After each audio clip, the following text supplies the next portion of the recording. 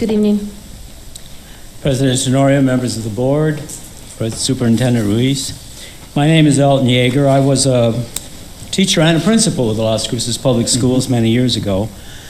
There's been a call by the board to ban certain books from the libraries because they're obscene and contain explicit content which contributes to the sexualization of children. The question for me is less about the content than whether it should be banned.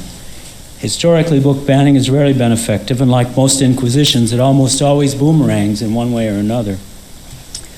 The most extreme example of an unintended consequence that I can think of is in the news recently, the Bible, which itself has been banned now and pulled from the shelves in schools in Florida, Missouri, Utah, and Texas due to its explicit sexual content.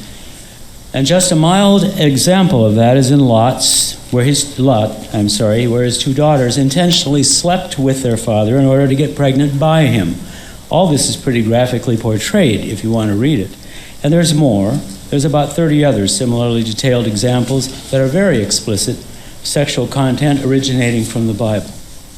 If we as parents don't want our child to read some certain book, then it's our task as responsible parents to instruct them, don't read that book.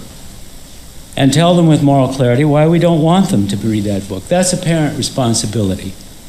Demanding the right to ban this or that does not put parents in control. It subverts parental control by granting small groups of activists the authority to superimpose that political and self-appointed moral agenda on both this legitimately elected board and the larger community.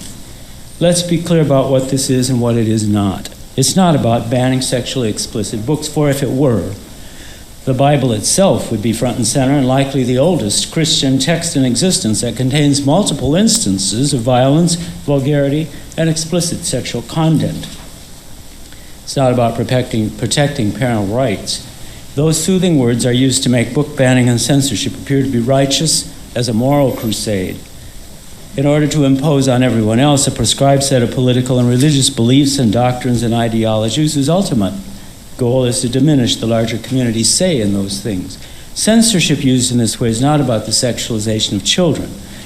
As it sweetly and softly is said, it's a code word, it's a buzzword for what's being done to superimpose sexualization on our children with what I call, my buzzword or code word is the Nazification of our children. The last time the world witnessed wholesale book